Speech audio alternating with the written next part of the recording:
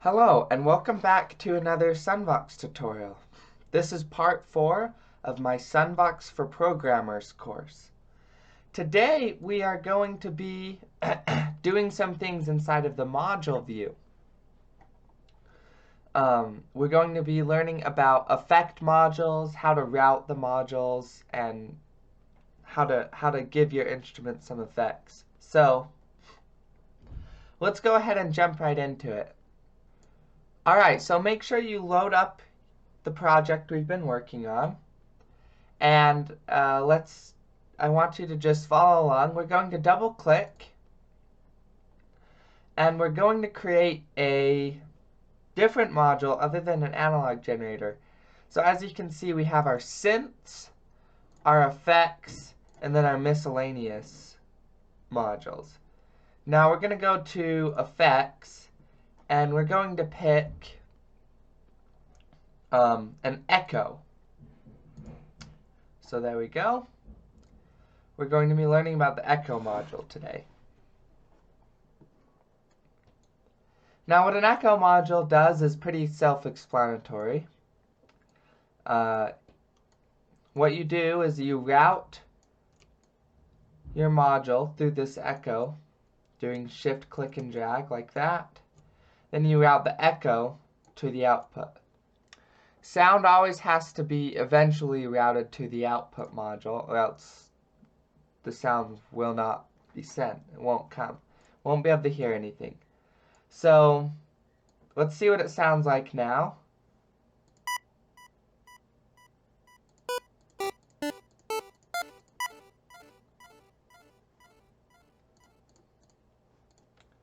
Alright, so as you can see, it just works. It's pretty simple. Let's go ahead and play our song and see what it sounds like now with an echo module attached to our chiptune module.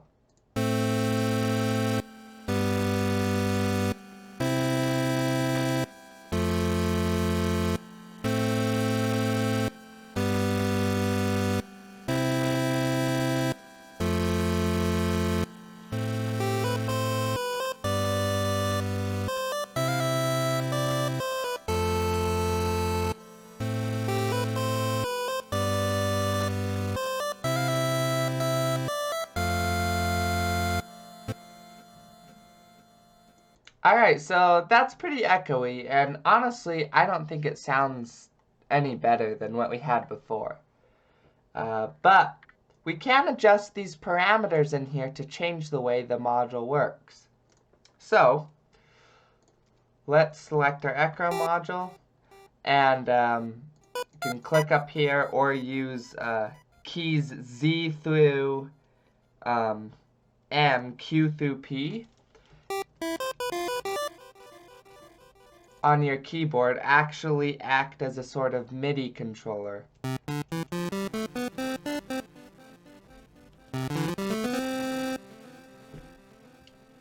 Anyways, so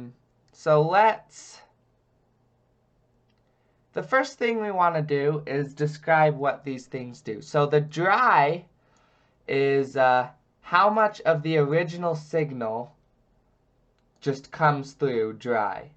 And right now we have that at 256, so that's pretty much 100%. We'll leave that there. And the wet is the echo signal. How loud is this echo signal going to be?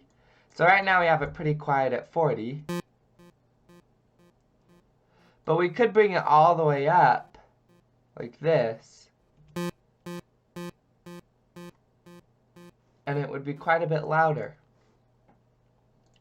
I usually keep mine in the lower areas. Now feedback is how many times it echoes. So if we bring it down, you can see it only echoes like 2 times. If we bring it up, it's going to echo for a long time.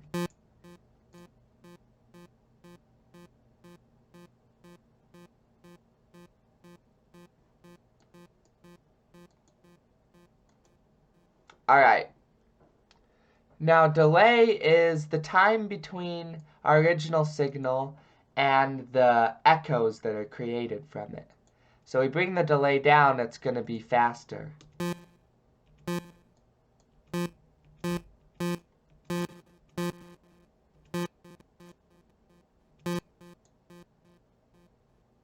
And channels, on an echo module, you can either have it be a stereo echo, which means it will alternate between the left and right headphone, or you can make it mono so that it just retains the original left to right panning.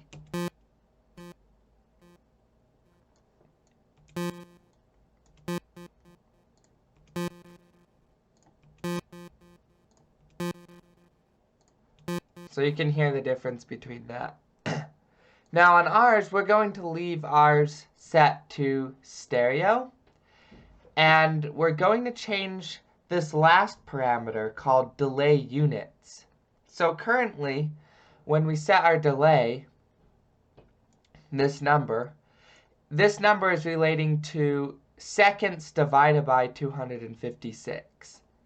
So that's not really very precise, and it's hard to know how fast this delay is coming. So we can actually change this. We can change it to be milliseconds. We can change it to be hertz. And we can change it to be a line, which is my favorite one to do. So let me quickly just describe to you what this does.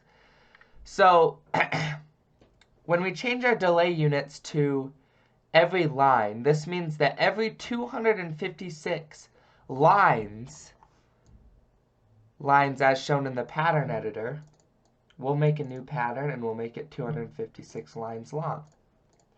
Every one of these patterns, it's going to echo here, and echo here. That's how long the delay is going to be on our echo. Now if we bring this down to, say, 4 lines, then it's going to echo every 4 lines. So we'll see what that sounds like.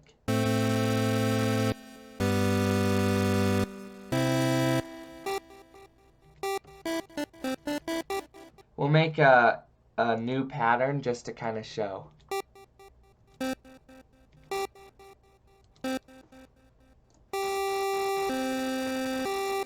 Here, let's turn them off like this using our tilde key. Okay, let's see what it sounds like.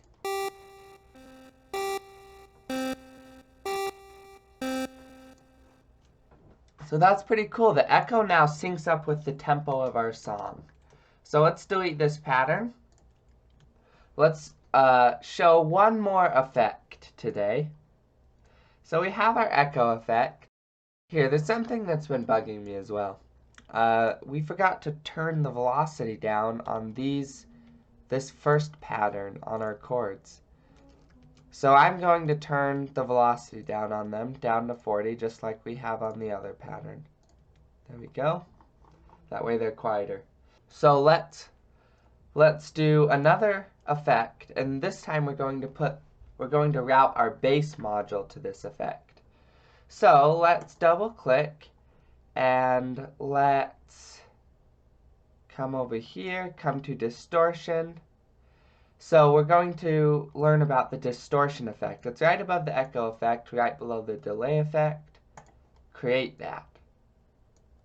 Now we're going to unroute using shift drag and reroute like this. And now our bass is going to be distorted. Except it actually won't sound any different because the distortions module, its basic parameters, don't actually affect your signal yet. We have to change a parameter. Now, there's a few parameters we can change. The one we're concerned with is the bit depth. Right now we're running at an HD bit depth, which is 16 bits. But if we change the sound to, say, 5-bit depth, then it's going to distort our sound a little bit. So let's hear what that sounds like. We'll select our bass. We'll go down a couple octaves and we'll see. Now let's see what it sounds like without it.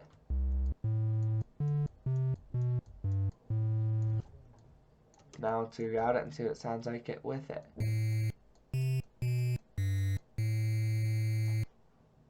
Cool. So what this actually does, and the reason why we do this, is first of all, old chiptune instruments were unable to create a true HD triangle wave. And so they had to make do with a distorted triangle wave. And so that gives it a more authentic sound to distort the triangle wave by bringing the bit depth down to 5. The other thing that this does is there's this little box right here. You can click on it. It's in the bottom right corner of your module view. You can click and drag it up. And what this is a spectrogram, I think is what they call it. But the terminology isn't important. Basically what it does is it shows you what your sound looks like when you play it.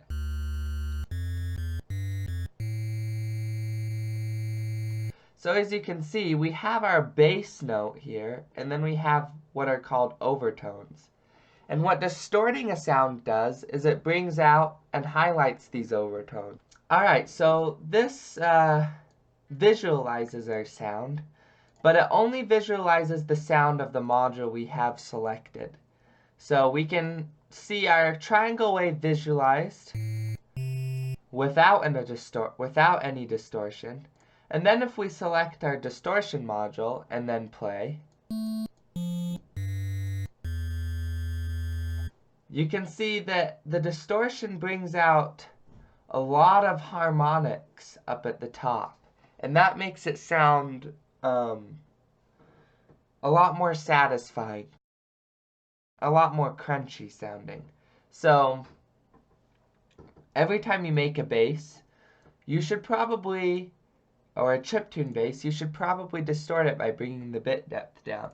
Now we're going to do something a little bit strange here. We're going to change the volume parameter on our triangle wave. And it's kind of an interesting thing that I discovered. But basically, distortion changes depending on how loud the signal is. And so, we're going to change our distortion by changing how loud our signal is.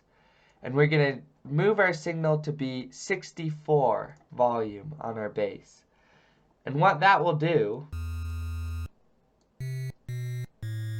is actually tune these overtones to be in the correct location. Now, it's a very subtle change, but it is worth making.